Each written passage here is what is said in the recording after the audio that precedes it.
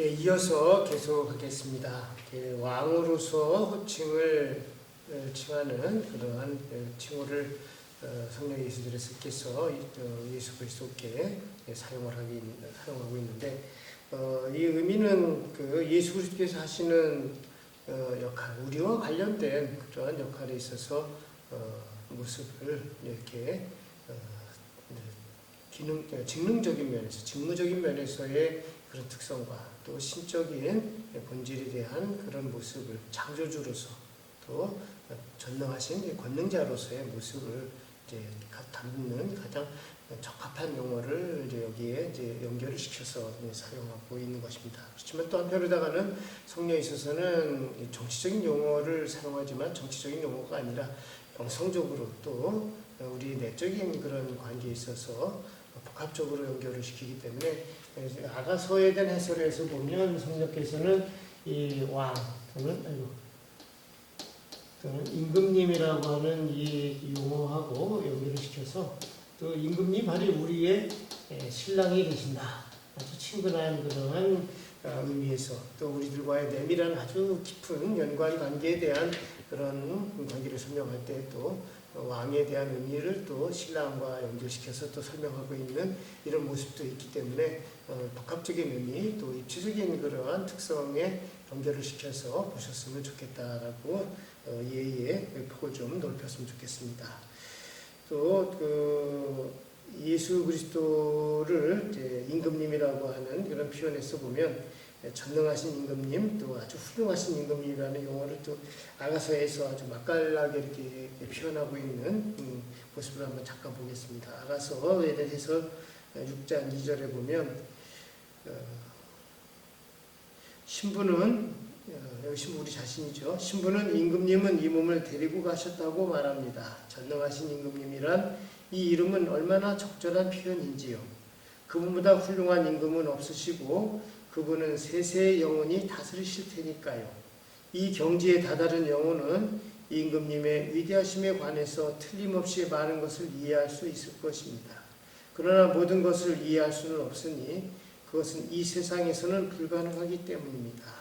이렇게 표현을 하면서 하고 있고, 그 다음에 또 6장 11절에서 보면 또 같은 오 참된 임금님이시여. 여기서 신부가 당신을 임금님이라고 부르는 것은 정말 막가진 일입니다. 당신 눈 깜빡할 사이에 영혼을 풍요롭게 만드시어 영혼을 꾸며주시고 영혼이 이를 누릴 수 있게 해주시니 말입니다. 이렇게 그 왕이라는 용어를 쓰고 있지만 그것이 정치적인 또는 권력자의 그런 모습보다는 우리들하고 관련된 영적인 품위 또 절대적인 주권자로서의 신적 권능을 지니신 분이다라는 것을 표현하는 용어다라는 것을 이해를 두어야 하겠습니다. 그래서 성령께서 이렇게 왕이라는 칭호를 쓴 거에 보면 두 가지 측면에서의 기본적인 바탕을 봅시다. 하나는 이제 존재론적인 측면에서 존재론적인 차원에서의 모습이죠. 존재론적인 차원에서의 모습은 창조주로서 또 하느님의 신적 권능의 특성을 가진 분으로서 또 절대적인 주권자로서의 품위를 갖추고 있는 만물의 창조주이고 만물의 주인으로서 또 왕의 그런 모습을 갖고 있는 이건 아예 신성의 차원에 연결이 되어 있는 이런 모습이죠. 또 구원 역사를 이끌어 나가는 절대적인 주제자로서의 모습에 해당되는 분. 또 여기는 생명의 주관자로서 죽음과 생명의 주관자로서 당신께서 인간 피조물이 자신의 한계를 넘을 수 없는 죽음이라는 문제조차도 당신께서 주관하시고 또 생명을 죽음을 생명으로서 바꾸는 그런 창조주 또 전체적인 그런 전능자로서의 모습에 연결되어 있는 왕의 모습입니다. 그래서 자서전 30 37장 6절에서 보면 성령께서 이렇게 말씀하신 거 보면 오 영광스러운 임금님 모든 제왕들의 왕이시여 당신의 왕국은 약한 갈대로 지켜온 것이 아닙니다. 끝없이 계속되는 나라이니 말입니다. 오 나의 주님 나의 임금님 당신께서 갖추신 그 존엄하심을 나타낼 수 있다면 당신이 가장 높으신 임금이시라는 것을 주님 자체에 기인한다는 것을 인정하지 않을 수 없습니다. 이렇게 인간적인 그 권위로서의 왕이 아니라 전체적인 주권자로서의 품위를 올리는 그러한 용어로서 이제 쓰고 있는 모습입니다.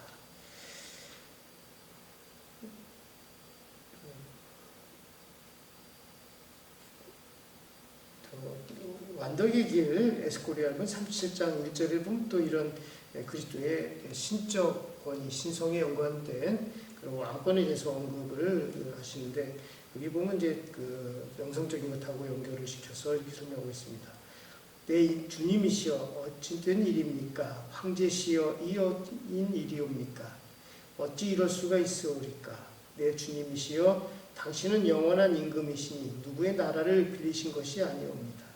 나는 사도신경에서 그의 나라는 끝이 없으리다를 외울 때마다 유난히도 행복을 느낍니다. 빌라도가 예수님께 당신이 왕이냐라고 물어봤을 때 예수님께서 왕이다라고 인정을 하시면서도 그렇지만 내 나라는 이런 그 지상에서 통치하는 그런 인간적인 조건 안에서의 왕이 아니라 영원한 생명 또 영원한 그 절대적인 권능의 전능자로서의 영원한 나라의 천상의 왕국, 천상의 왕이라는 그런 의미에서 설명하고 있기 때문에 영성적인 의미의 특성을 더 많이 갖고 있다라는 것을 알 수 있습니다. 또 한편으로다가는 그 성령께서 말씀하시는 구원자로서 구세주로서의 예수님의 모습, 우리 인간의 구세주로 오셔서 우리의 삶을 주재하시면서 새로운 그런 삶으로 이끌어 나가는 그런 당사자로서의 임금님의 모습에서 보면 성령께서 말씀하시는 그런 표현에서 보면 왕권의 의미가 단순히 어떤 신성의 모습에서 폐쇄된 그런 모습이 아니라 우리와 관련된 우리에게 인간에게 연결되어 있는 인간의 구원을 위해서 활동하시고 인간의 구원을 위해서 당신의 신적 권능을 사용하시는 그런 모습에 있어서 보면 자유로운 그런 아버지의 모습 아까 말씀하신 것 아까 앞 시간에 얘기한 것처럼 사랑으로서의 하느님 또 인자하시고 자비로우신 그런 자부적인 그런 모습에서의 하느님의 모습이 또 이 왕의 역할로서 또 왕의 품위와 연결되어 있는 그런 내적인 신적 사랑의 속성이 또 잘 드러나는 모습이기도 합니다. 그리고 또 여기에 이제 더 중요한 모습의 특성이 또 하나 있습니다. 하나는 그러니까 그 전제론적인 차원에서의 왕의 모습, 두 번째로는 이게 이제 영적 차원에서의 모습으로서의 이제 왕의 역할인데 이것이 보면 이제 성령께서 우리들에서 다가오신 예수 그리스도의 순환과 죽음하고 연결되어 있는 이런 모습을 성령께서는 이제 강조하십니다. 특히 성령께서 예수 그리스도의 순환과 죽음을 무엇보다도 당신의 기도 생활 또는 영성 생활에 가장 밀접하게 연결을 해서 항상 관련지어서 삶의 모든 부분을 의미를 이제 부여했고 또 당신이 새롭게 쇄신의 계기가 되었던 그런 바탕도 또 예수님의 순환과 죽음, 특히 십자가 사건에 연결되어져 있는 이런 모습에서 설명했던 그런 모습들이 바로 여기에서 또 연결이 됩니다. 그래서 순환을 통해서 성국에 순명함으로써 우리를 구원하시는 예수님이 바로 영적인 왕이다. 인간적인 눈으로 보이는 그러한 승리가 아니라 영원한 생명을 되찾는 그런 영적 싸움의 승리자로서의 왕, 또 십자가에 승리하심으로써 당신이 부활의 영광을 얻으셨고 또 우리에게 십자가의 순환과 죽음을 통해서 영원한 생명의 나라로 들어갈 수 있는 그러한 특권을 예수님께서 부여하시는 그러한 왕의 권능을 또 부여주고 있습니다. 이렇게 예수님께서 강생, 순환, 부활에 있어서 모든 피조물들을 주관해 주시는 그런 모습으로서의 절대적인 권능을 지닌 왕으로서 제시하지만 또 한편으로다가는 그것이 또 영성적으로 우리들이 예수님께서 왕으로서 드러날 수 있는 것은 성령께서 강조한 관점에서 보면 하느님 안에 있어서의 존재적인 차원에서의 실적인 권능 이것도 중요하지만 내 안에서 당신이 왕으로서 활동할 수 있고 왕으로서 대우받을 수 있고 전능한 힘의 특성이 드러날 수 있도록 우리들이 예수 그리스도께 동의하고 또 그 동의를 통해서 우리 삶 안에 그분의 신적 권능이 작용할 수 있도록 우리들이 변화되어 나가는 것, 또 성숙해되어 나가는 것, 또 쇄신되어 나가는 것 이것이 바로 그리스도의 왕의 의미를 내 안에서 내가 진정으로 승복하고 살아나가는 모습을 또 강조하고 있다는 것 이것을 또 우리에게 볼 수 있는 것입니다. 성령께서 하신 이 말씀을 잠깐 보시면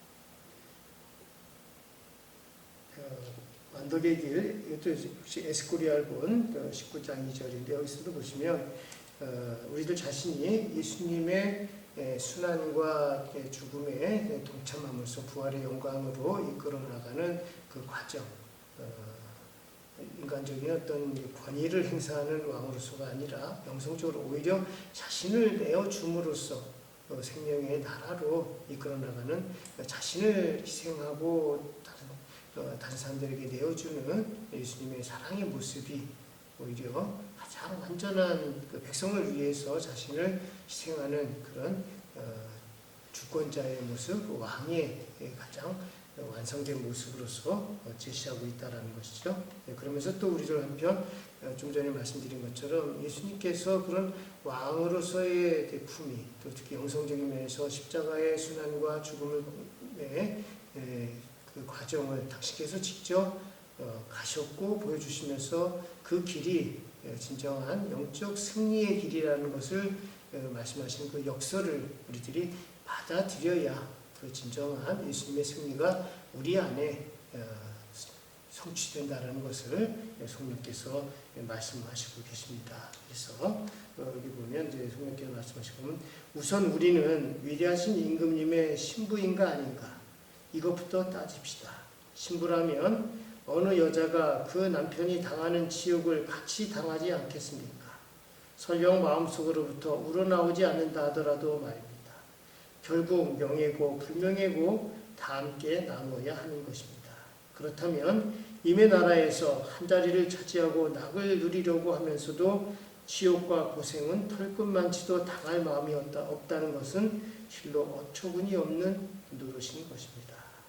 이렇게 예수의 대례사가 영성적인 측면에서 예수 그리스도가 왕이라고 하고 왕이라는 그런 의미가 드러날 수 있는 것은 바로 십자가 사건의 그 특성을 우리 안에 우리들이 받아들이고 동의함으로써 또 예수 그리스도께서 보여주셨던 십자가 순환의 그 과정을 우리들이 똑같이 우리들이 내적으로 진행해 나갈 때 바로 우리 안에서 예수 그리스도께서 왕으로 드러나시는 것이고 그 왕으로 드러나시는 예수 그리스도의 모습을 통해서 우리 역시 이런 영성적인 왕의 품위에 올라갈 수 있다는 것 이것이 바로 성령께서 체험하신 그런 예수 그리스도의 왕으로서의 모습이기도 합니다.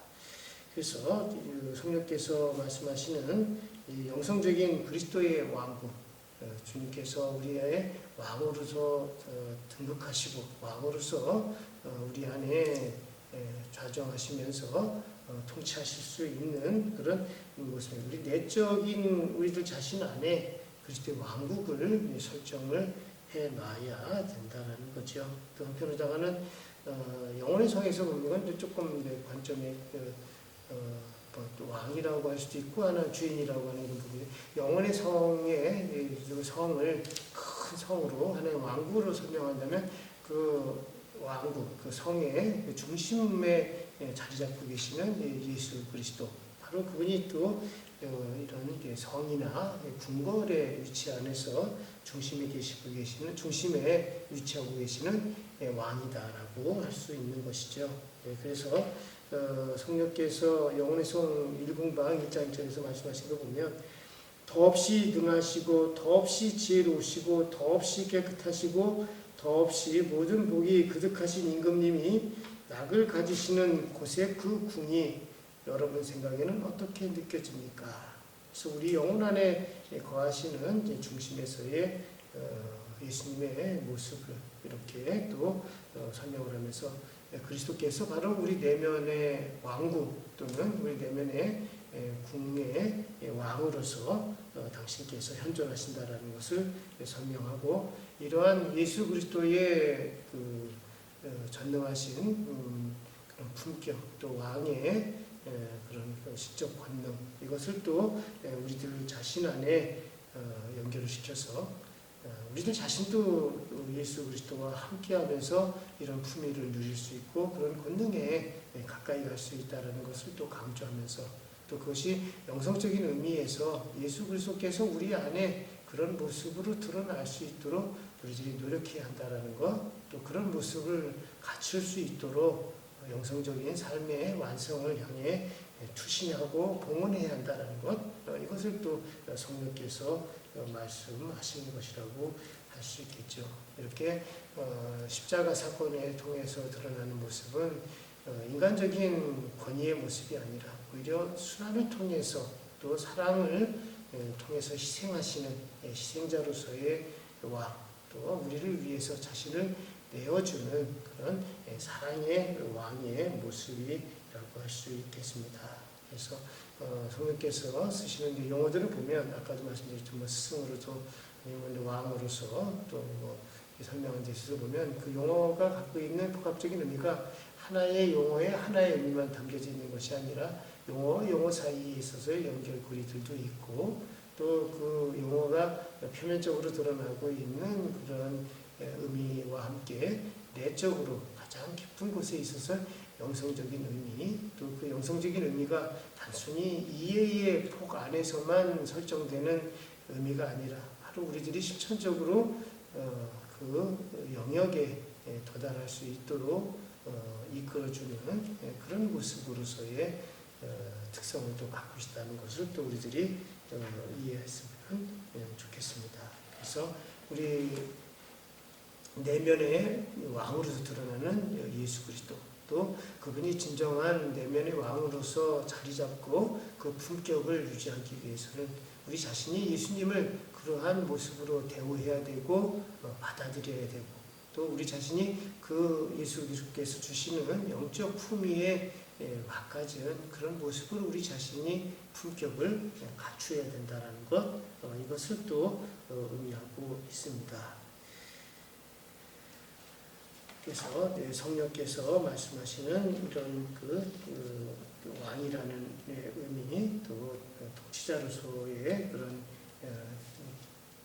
왕의 모습을 설명을 하시는데, 완덕의 길 에스코리아 42장 4절에 보면 이런 영성적인 의미에서의 왕의 모습, 십자가상에서의 승리, 인간적인 수치와 수모를 역설적으로 승리로 바꾸시는 그 모습을, 또 죽음을 궁극적으로 극복하시고 죽음을 넘어서서 영원한 생명을 쟁취하시는, 승리하시는 그런 주님의 모습을 또 성령께서 그 왕의 모습으로, 예수 그리스도의 왕의 모습으로 이렇게 연결시켜서 당신이 인간으로서 강생하시고 또 사셨고 또 순환하시고 죽으시고 부활하신 이 모든 것을 당신이 당하신 것이 아니라 당신께서 주도적으로 그걸 이끌어 나가는 그런 관점에서 보면 바로 당신이 그런 신적 권능과 구원의 섭리를 이끌어 나가시는 주제라는 것, 신적 권능의 주권자라는 것을 이제 성령께서 이제 말씀을 하십니다. 마음이 기쁘거들랑 부활하신 당신을 우러러 보십시오. 무덤을 뛰쳐나오신 그 모습을 상상만 하여도 기쁨이 벅차오를 것입니다. 그렇습니다. 그 휘황찬란하신, 그 아름다우신, 그 어미로우신, 그 영광스러운 승리, 이 얼마나 기쁜 일이겠습니까? 이렇게 성령께서 말씀하시는 이런 죽음을 극복하고 죽음을 정복하고 영원한 생명을 얻으셔서 또 우리에게 영원한 생명을 나눠주시는 그런 예수님의 모습이 우리 되셔서는 이 세상의 모든 우주 원리를 당신이 주관하시고 우주의 모든 것을 주재하시는 주재자로서의 신적 권능을 가지신 그런 절대적인 주권자로서의 모습을 이런 왕이라는 호칭 안에서 성령가 사용하고 있다라는 것을 우리들이 보았으면 좋겠습니다. 또 성령께서 말씀하시는 그 한 구절을 더 보면 영혼의 성 6궁방 그 4장 1절에서 하시는 그런 말씀입니다. 내가 위에서 말한 여러 가지 시련과 일들을 겪는 중에 가냘픈 작은 나비는 무슨 안정을 누릴 수 있겠습니까? 모든 것은 신랑을 누리고 싶은 마음을 더욱 애태우기 위함입니다. 그리고 우리의 허약함을 아시는 하느님은 이런저런 방법으로 우리의 용기를 북돋아 주시어서 더없이 높으신 당신과 결합하고 당신을 신랑으로 모시게 해 주십니다. 이렇게 우리들의 영적인 그런 왕의 모습에 걸맞은 그런 상태로 이제 변화되는, 특히 이제 성령께서 영혼의 성에서 이제 나비라고 하는 것에서 이제 변화를 이제 변모지요, 영적 변모. 그 땅에서 기어다니는 그런 벌레, 한국말로다가는 구더기 그러면 좀 약간 나쁘게 이렇게 표현이 좀 약간 저차원적인 그런 느낌인데 스페인어에서 보면 구사노라고 하는 건데 벌레 또는 구더기 이렇게 나쁘게 얘기하면 이제 구더기라고 표현하는데 아니면 벌레 이렇게 하죠. 그 애벌레를 얘기하는 거죠. 땅바닥에 이제 걸어다니는. 군뱅이 이런 것도 있고, 그런데 그것이 이제 고치가 됐다가 이제 새로운 그런 고치가 되는 과정은 이제 하나의 이제 십자가의 순환과 죽음을 거쳐서 부활의 화려한 영광을 얻는 나비의 모습으로 이제 4궁방, 5궁방, 6궁방에서 이제 성령을 하고 계시는데 성령께서는 바로 이러한 나비의 모습의 영광의 승리를 이렇게 갖고 계시는, 얻어내신 예수 그리스도 왕으로서의 품위의 모습을 우리하고 연결시켜서 우리도 똑같이 그런 영적인 자유와 절대적인 주권에 연결되는 그런 승리를 얻게 되는 것을 설명을 하는 거죠. 그래서 전능하신 예수 그리스도와 결합될 때 우리에 있어서는 그분은 우리에 있어서 왕으로서 또 우리를 이끄시는 그러한 스승으로서 또 한편으로다가는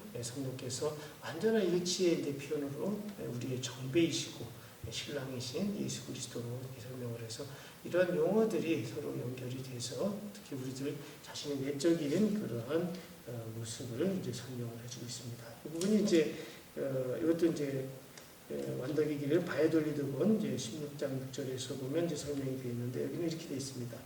우리가 크게 덕을 닦으려고 노력하지 않으면 영광의 임금님이 우리 영혼 안에 달리 말해서 영혼과 결합해 주시지 않습니다. 하고 이렇게 아주 저희들에게 경각심을 주는 이런 말씀을 해주고 계십니다. 예수님께서 왕으로서 또 절대적인 주권자로서 드러나고 계시지만 그것이 단순히 우리의 외부에서의 사건으로서 벌어진다면 그는 우리와 관련 없는 하나의 외적인 그런 모습으로서의 예수님의 모습에 그칠 뿐이지 실제로는 우리들 자신, 더 중요한 것은 우리 자신 안에서 예수 그리스도의 그런 승리와 또 예수 그리스도의 왕으로서의 그런 권능과 절대적인 주권의 모습을 우리 안에 그것이 실현이 되고 또 우리들이 그것을 실현한다는 것은 내가 그 예수 그리스도의 말씀을 내 안에 받아들여서 내가 그런 모습으로 변화되고 쇄신되고 새로운 내 삶의 모습으로 나의 존재가 예수 그리스도화되는 것을 의미하는 것이겠지요. 성녀대리석께서는 이론적으로다가 이제 설명하는 이런 것보다는 실천적인 측면에서 설명을 하기 때문에 이러한 전개 과정을 하나의 신학적인 이론을 통해서 다른 영성가들이 전개했던 것하고 좀 다르게 그런 전개 과정 자체를 그리스도 완전히 일치하는 그런 그리스도의 모습 또 우리들 자신이 그것하고 연결이 되어서 변화되어 나가는 그런 과정의 모습으로서의 실천적인 모습을 또 강조하고 있다는 것 이것을 또 한편으로서 우리들이 또 분명히 받아들여야 되겠습니다. 그래서 왕으로서의 임금님에 연결됐을 때 아까 좀 전에 읽어드린 것처럼 우리를 왕비로서 대우하시는 그런 예수님의 모습 또 당연히 왕비라 그러면 왕과 함께하는 그런 삶의 모든 것에 일치하는 그러한 모습으로 가는 것이 당연한 것이고 그런 삶을 또 우리들이 살아야 된다는 것. 즉 이런 관점에서 보면 왕께서 왕비와의 관계에서 신랑과 그 신부의 관계하고 또 연결시켜서 왕이 왕비에 대해서 품위 있게 대우하는 그런 품위의 그런 관계 또 한편은 더 내적인 관점에서 보면 지극한 사랑 안에 연결되어 있는 신랑과 신부로서의 관계 안에 또 그것이 연결되어서 확대되고 심화되는 그런 관점에서의 모습을 또 성령께서 제시하고 있습니다.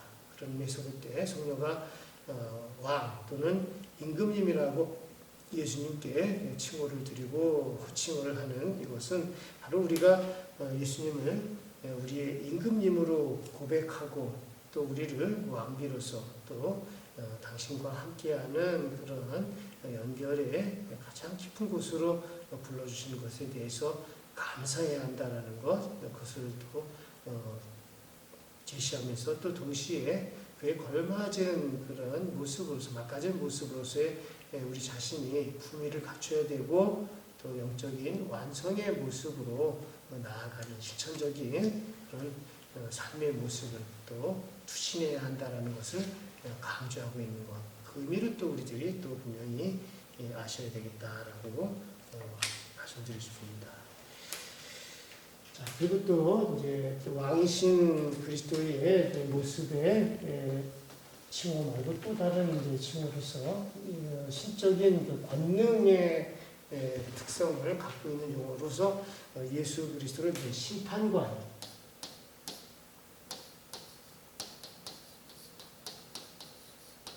심판관이라는 용어를 또 씁니다.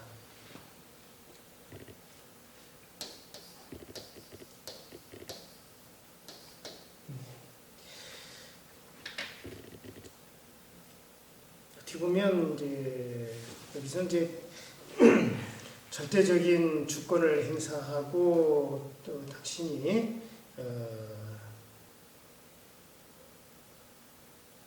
주재하는 그러한 그 권위의 모습에서 보면 왕의 모습은 조금 더 이제 역동적인 이런 측면이 강하고 이 심판관의 모습에서 보면 좀 더 위엄을 갖추고 있고 또 당신의 이제 주권을 그 역동적인 모습에 있어서 우리와 함께하는 모습이 아니라 우리로부터 거리를 두고 있고 우리를 객관적으로 이렇게 심판하시는 또 판별하시는 성령 예수의 대가사께서 심판관의 모습에서 보면 우리들이 희망을 걸 수 있는 그런 완성자로서의 모습의 그 심판관의 모습은 바로 왕의 절대적인 권위를 선언하는 선언적인 의미에서의 그 심판관의 모습이죠. 하느님 나라가 완성되었다라는 또 하느님의 나라가 우리 안에 실현이 되었다라는 최종적인 선언과 심판을 해주시는 그런 모습으로서의 심판관의 모습을 또 성령께서 설명을 하십니다. 이렇게 그 심판관의 모습을 설명하는 것에서 보면 성녀의 작품에 있어서의 그 과정을 심판하는 부분에 있을 때 부분을 이제 보시면 이제 텍스트를 한번 잠깐 보겠습니다. 영혼의 성 6분방 이제 9장 5절에 말씀을 보면 당신 배필과 정담을 나오러 오시는 이 마당에서도 이토록 우러러 뵙기가 두렵거든 우리를 심판하러 오실 그날에 어떠하오리까. 자매들이여 당신이 무섭게 호령하시며 저주받은 자들아 내게서 떠나 악마와 그 심부름꾼들을 위해서 마련된 영원한 불 속으로 가라 하실 때는 어떠하겠습니까? 라고 이렇게 하시면서 하나의 이제 신적 권위에 대한 존경이 이제 두려움의 모습으로 이렇게 표현됐지만 이런 두려움의 모습은 외적인 그런 모습이고 또 그 영성적인 것 더 깊은 곳에서는 바로 그분이 우리를 대변해 주시고 이끌어 주시고 보호해 주신다라는 이런 신뢰의 모습 또 그분께 희망을 줄 수밖에 없는 우리들의 관점을 예수 그리스도와의 아주 깊은 관계 안에서 바로 그분이 우리를 구원하신 분이기 때문에 우리를 멸망으로 떨어뜨리는 그런 심판관이 아니라 우리를 구원으로 또 새로운 생명을 우리에게 주시는 심판관으로 또 하느님의 영원한 승리를 우리에게 선언해 주시는 그러한 심판관으로서 의미를 갖는다라는 것이 이제 성령에 있어서의 그리스도의 모습에서의 심판관이라고 할 수 있겠습니다. 또 성녀가 하고 있는 그 소품주에 나오는 외침이라는 그 영혼의 외침의 14장 2절에서 보면 또 이렇게 표현하고 있습니다. 이렇게 오 내 주님 마지막 심판 때 저 무서운 날에 저를 바라보실 저 진노에 가득 찬 당신 얼굴을 뵐 것을 생각하면 저에게 보여주신 지옥의 모든 분노와 고통을 생각할 때보다 더 무서워하게 된다는 것을 당신은 잘 아십니다. 외적으로 볼 때에 이제 성령께서 표현하시는 이런 하나님의 절대적인 주권과 권능의 그 앞에서 떨고 있는 나약한 인간으로서의 하나님에 대한 두려움 이 부분을 또 우리가 인정을 할 수밖에 없는 것이죠. 그렇지만 성령께서는 이런 두려움과 또 공포의 의미가 단순히 두려움으로서 또 공포로서의 끝나는 것이 아니라 그 넘어서 우리들이 전체적으로 신뢰할 수 있는 분은 바로 왕이시고 또 그분이 심판관으로서 우리를 대변하시고 보호하시는 분이기 때문에 결코 우리를 저버리시거나 우리를 멸망으로 이끄시는 분이 아니다라는 절대적인 신뢰를 또 표현하고 있습니다. 이러면서 보면 성령께서 말씀하시는 심판관에서 보면 좀 이중적인 모습의 특성을 갖고 있죠. 공포와 두려움 또 징벌이라는 모습을 갖고 있지만 또 한편으로는 그 너머에 절대적인 신뢰와 구원에 대한 희망 또 승리에 대한 그런 선언 이런 모습을 또 볼 수 있습니다. 이렇게 성령께서 말씀하시는 심판관으로서의 모습에서 보면 성령께서 보시는 외적인 그런 직무로서의 신성의 특성에 연결이 되어 있는 그런 전체적인 주권자의 모습을 일차적으로 거론하면서 또 동시에 그 심판관 모습 안에 스승으로서 또 왕으로서 또 우리들을 이끌어 나가는 그런 보스로서 동반자로서 또 가장 친근하게는 신랑으로서 또 우리들을 이끌어 나가는 그런 모습을 이제 함께 연결시키면서 오히려 심판이 우리 대해서 두렵지 않고 당신을 따르기 때문에 당신께 절대적인 희망을 주기 때문에 또 당신이 우리를 구원하실 거라는 그 믿음 안에 당신을 바라보기 때문에 오히려 두렵고 절망의 또는 공포의 심판이 아니라 오히려 신뢰와 기쁨, 희망 또 새로운 삶에 대한 믿음을 또 바라보게 만드는 그런 호칭으로서의 심판관이라는 용어를 성령께서 쓰고 계시다라는 것.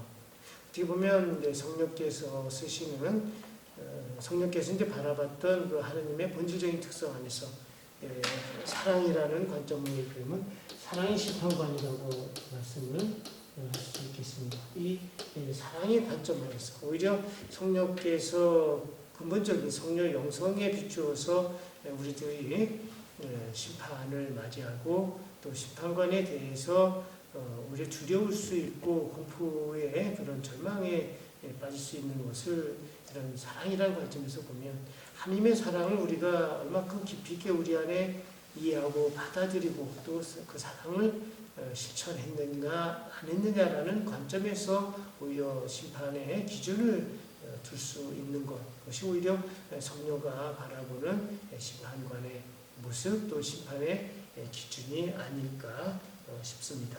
그래서 이제 성령의 그 완덕의 길 에스코리아본 70장 3절인데 여기 보면 이렇게 표현하고 있습니다. 저희를 이승의 삶에서 끄집어 내시기 전에 예수 그리스도께 대한 사랑을 시험하시길 당신께 청합니다. 왜냐하면 알 수 없는 죽음의 순간에 이르게 될 때 만유 위에 당신을 사랑해 드린 것이야말로 가장 큰 것이기 때문이다. 저희를 심판하실 주님께로 저희를 인도하소서. 성령께서 궁극의 관점에서 보는 심판관의 모습 또 그 심판관이 우리들에게 적용하는 심판의 기준을 보면 바로 성녀가 바라보는 그 기준 또 심판관이 우리에게 다가오는 그 심판의 관점이 바로 사랑이라는 관점 안에서 보일 수 있다는 것이죠. 하나님께 우리들이 드릴 수 있는 것, 또 하나님께서 우리에게 요구하시는 것에 대해서 우리들이 얼마나 충실했는지, 얼마큼 그것을 실행했는지, 또는 그것에 대한 폭을 우리 안에 얼마큼 깊이 있게 실현했고 받아들였는지 하는 이런 관점에서 보면 성녀가 보는 궁극적인 심판의 기준 또 심판관으로서 예수님께서 우리에게 적용하실 수 있는 그런 모든 것의 가장 본질적인 면은 바로 사랑이다라고 하는 것을 성령께서 말씀하십니다. 성령께서 이렇게 심판관으로서의 모습을 통해서 예수 그리스도에 대한 호칭 또 새로운 그런 측면을 제시하지만 아까 설명 중에 계속 말씀드렸지만 한 호칭으로서의 고유한 특성을 갖고 있지만 그 호칭이 갖고 있는 모습은 항상 다른 호칭들과의 연관된 그런 내밀한 관계들 또 역동적인 그러한 특성들이 또 다양하게 입체적으로 보여줄 수 있는 그런 관계 속에서 드러나는 거기 때문에 이런 심판관이라는 호칭도 어떻게 보면 왕이라는 호칭이나 스승 또 그 신랑 또는 우리 대해서 영적인 동반자로서의 그런 벗 이런 모습들을 이제 함께 연결하면서 그 특성들 안에서 이렇게 다각적으로 이해를 하면서 바라보셨으면 더 좋겠다는 생각이 듭니다. 오늘은 여기서 이만 마치겠습니다.